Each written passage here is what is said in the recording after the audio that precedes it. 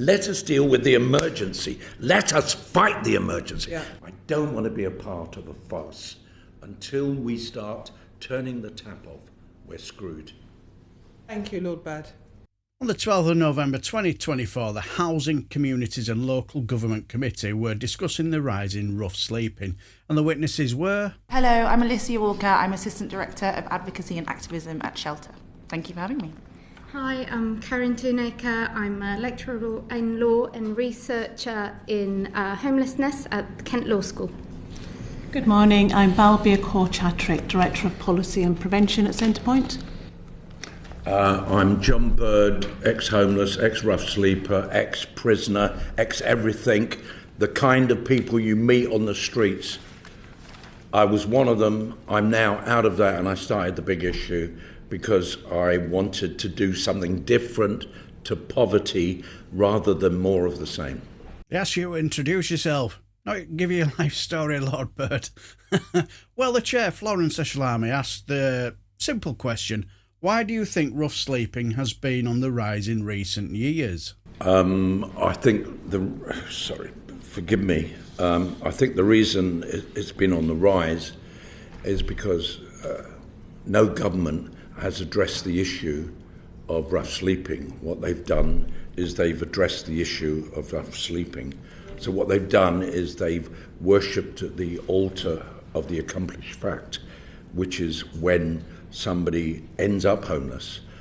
They have not put their energies and their finances into preventing those people becoming homeless. So I come from a particular section of the British working class, which is called the London Irish working class. We were poor, we lived in the slums. There was a predictability of failure that John Anthony Joseph Bird, who sits before you, was going to end up homeless or in crime or whatever.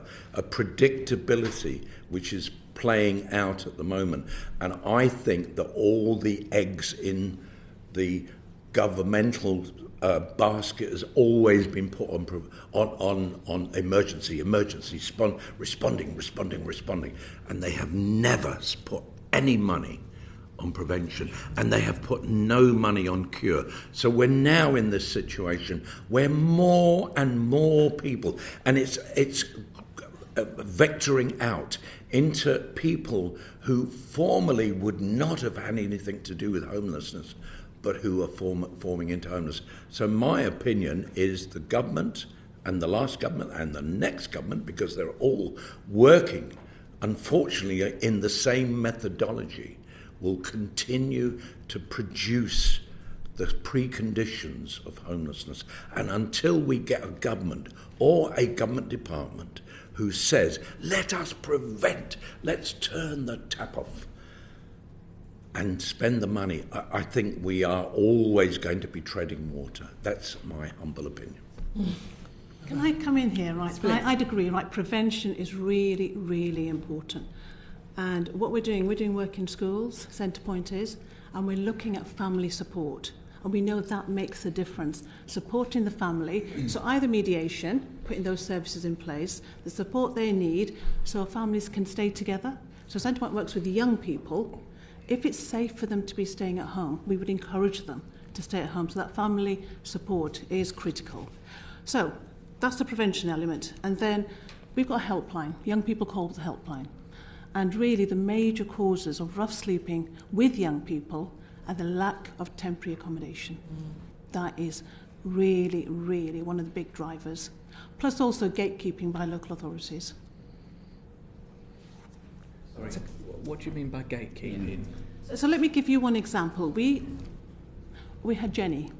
She went to a local authority. She had a history of rough sleeping. She was pregnant. So she went to her, she called her local authority. Sometimes it's really hard to get the numbers of local authority departments, right? She got the number, called them, and told them she was pregnant, and they said, we will see you next month. This was November last year. We'll see you in December. She's pregnant, and it was very, very cold. We then intervened on her behalf, and they said she can go to severe weather emergency centre. That is not suitable for a pregnant young woman. Normally it's a mattress on the floor, church hall, or maybe other kind of hall. That's what they're referred to. Sometimes we know young people don't even get to be assessed by the local authority. So you've got the Homelessness Reduction Act. Our research shows a third of the young people who actually approach their local authorities do not get assessed. Well, that's quite heartbreaking, isn't it? And the story about Jenny as well, it's heartbreaking as well. Now, at this moment, this is where my fondness for Lord Bird changed when the MP for Gillingham and Rainham, Naushabah Khan, sorry if I butchered him, I do apologise, asked this question. It was just a question around, I think, the comment around prevention, which I completely take, but it was just a follow-up because obviously we have seen a significant rise, and I know Shelter's data and other data has shown that, particularly over the last decade, but certainly year on year, there has been an increase in both rough sleeping and homelessness. I just wanted to understand from the panel what you think those specific reasons behind that are in terms of prevention and how, you know, we can tackle some of those issues. Where would we start? Could I just make the point? Sorry, I'm sorry. I shouldn't really be sitting here before you because I don't think you're doing the right thing. I think what you're doing is you're looking at the problem when it becomes a problem. You're not. Parliament is no good at looking at the Treasury is no good at preventing the problem. So I spent 33 years running the big issue, and before that campaigning in homelessness and homeless prevention, and before that being homeless myself and a rough sleeper.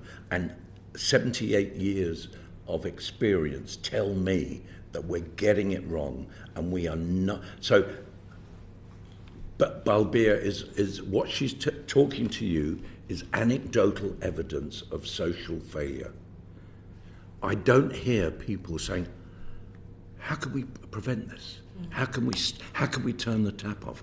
And in my opinion, you will go nowhere in this world. Let me just give you one example. In 1940, when Britain was facing defeat in the World War against Hitler, there was no chance we're going to win them. Do you know what Churchill and Attlee did? They invented a committee. They dug William Beveridge out of retirement, and they made him create what became the model for the welfare state. So at a time when everything was emergency, he was commissioned to imagine the world beyond the emergency. And we are not doing it. We are full of, in my opinion, it's the mind-forged manacles of always doing with the emergency. I spent decades working on the emergency, and the reason I went into the House of Lords was one reason alone: to dismantle poverty, because I could find nobody doing anything more than trying to make the poor a bit more comfortable. Would you welcome the new task force that the Deputy Prime Minister is going to chair? Would you welcome the new task force that the Deputy Prime Minister is going to chair, bringing together a range of I would welcome it. I would welcome it, but I would like the Prime Minister to come and sit with me and spend maybe 4 or 5 hours or 4 or 5 days. And sorry, I have delusions of grandeur. Forgive me, because he's not going to beat his path. He's the pathway to my door. But I would love him to say, why is every government that I've had any dealings with, why are they always treading the same ground? And it's largely because they enter Parliament, they take the same shape, irrespective of the politics, of the previous government and the previous government and the previous government. So, sorry to go on, but until a committee comes along and says, let us deal with the emergency, let us fight the emergency, let us not make the young lady that you're talking about, let us not allow her to fall between the cracks in society. But at the same time, let's do what Churchill and Attlee did, and that is create the mechanisms, the methodology for prevention and cure. Now, this is for me the moment where he basically shit his bed.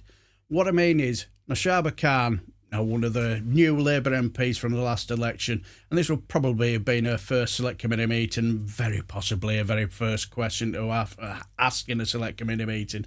And for him to basically say, I see you're all beneath me and you're all shit, and now I'll talk about myself again and how wonderful I am. And that was the problem. They only had about 40 minutes to ask the witnesses whatever questions they had, and he was trying to hog the limelight as much as possible. And when Florence Oshalami asked him if he welcomed the new task force, he just waffled on about wanting the Prime Minister to spend up to 5 days with him. After 5 minutes, even I would have had enough of him and he's sucking the life out of the room.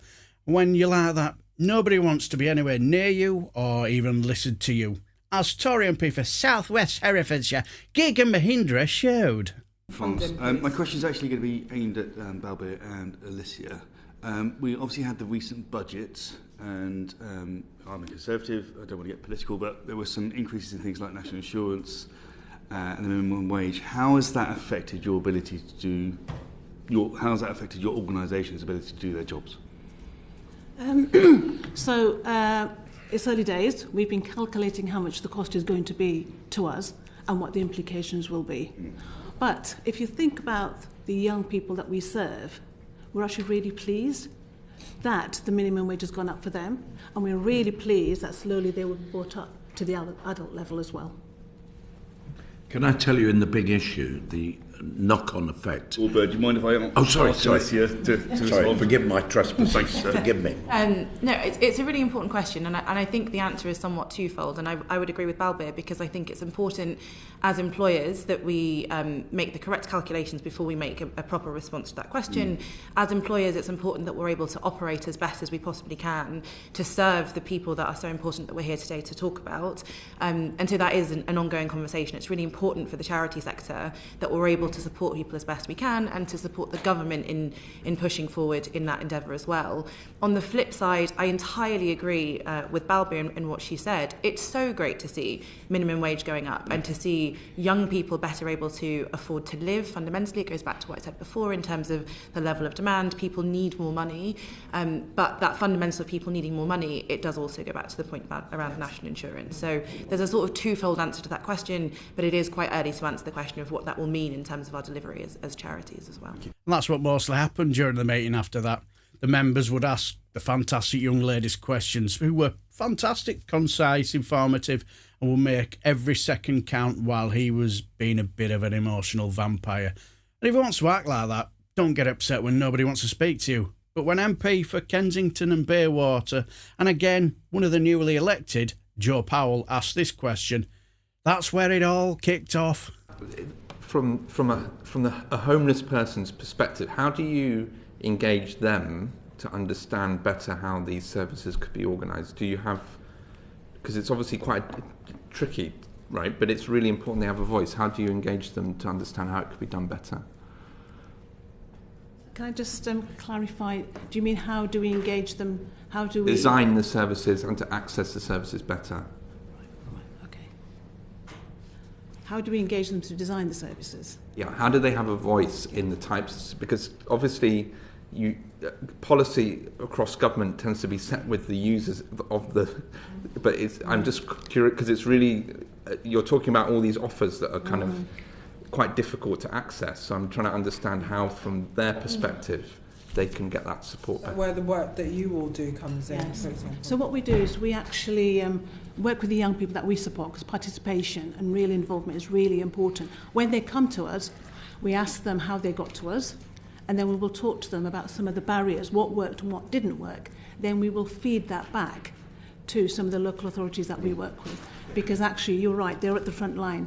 Homeless young people who come to us at the front line, and we need them to help design and deliver the services that are on offer to them, either from local authorities or from charities. Sorry, can I jump in? I'll just get Chris and then you can I was jump just in. going to ask if you're doing surveys effectively there. Do you make that data accessible as a way of seeing it?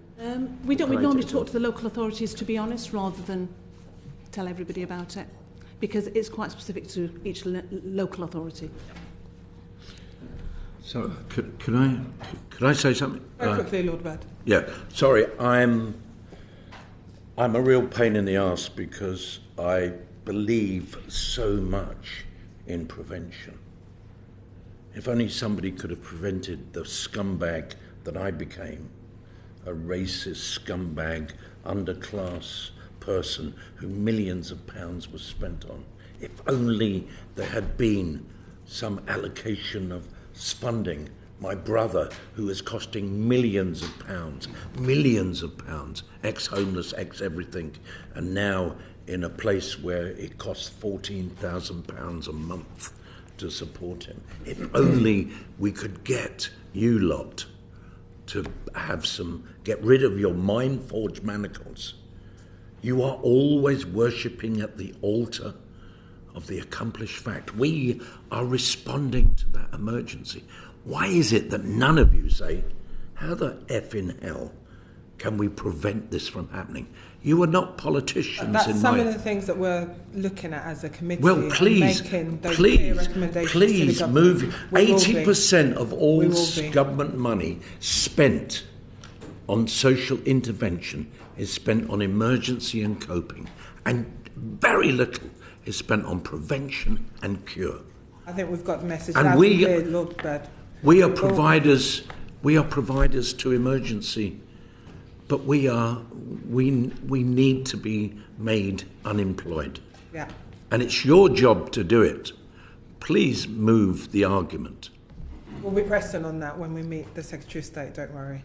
Lee's going to come in on some issues local authorities are facing. Yeah, so I mean, you touched on not publishing housing option numbers, temporary accommodation, and feeding back to LAs. So, what do you think the limitations are in terms of the approach that local authorities take on tackling rough sleeping?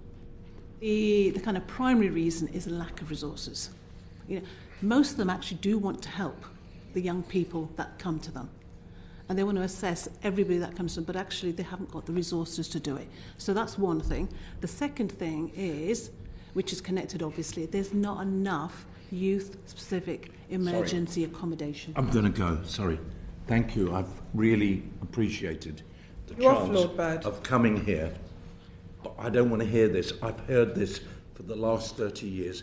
I've heard it from every government, irrespective of their political complexion. I don't want to be a part of a farce. Until we start turning the tap off, we're screwed. Thank you, Lord Bird. Yes, Lord Bird, thank you. The only shame is he didn't do that 20 to 30 minutes early, because all he did was, for me, was being dismissive, quite arrogant, and I felt as though he thought everyone else was beneath him. And the only farce I saw was Lord Bird's behaviour. And once he left, the whole atmosphere totally changed. Now, I'm not disrespecting what he's done with his life and the big issue. Far from it. No. And if you think that, I do apologise. It's not my design. Because I also watched the meeting twice because I wondered if I was being unfair to Lord Bird. And what I mean is, after I first watched this meeting, I have a term I tend to use when people really, really annoy me. I usually say they proper fucked me off. I know it's an odd way to say it, but Lord Bird proper fucked me off. So I watched it again, and unfortunately, I was even more proper fucked off with him. His behaviour and his arrogance, also this farce nonsense he speaks about. Here's my take on his little strop and taking his baton ball and going home. After basically shitting his bed with the select committee, all he was left with was, can I interject here? When it was coming close to the end of the meeting, the chair, Florence Ashalami, knew there were still MPs with questions to ask and was now cutting off his rants, and he didn't like it. So because he had his feelings hurt, he took his baton ball and went home to have a immature tantrum. Now, don't get me wrong, I get he's passionate about this and wants to end homelessness and rough sleeping, and don't we all? But if you want people who have invited you to a select committee meeting where your knowledge will be valuable for them, and you want them to get on board with you, and all you do is disrespect them and treat these people like they're shit on your shoe and suck the emotional life out of the room like an emotional vampire, don't be surprised if they won't listen to you anymore and won't want to be around you, Lord Bird. Now, while the three other fantastic witnesses were just that, fantastic, I learned a lot from them and were absolute heroes, and they made every second count while he wasted his. Shame really, but what do you guys think? Let me know down below, and if you enjoy everything House of Commons and Select Committee meetings, give us a like and subscribe, and I shall bid you farewell and take care, my friends.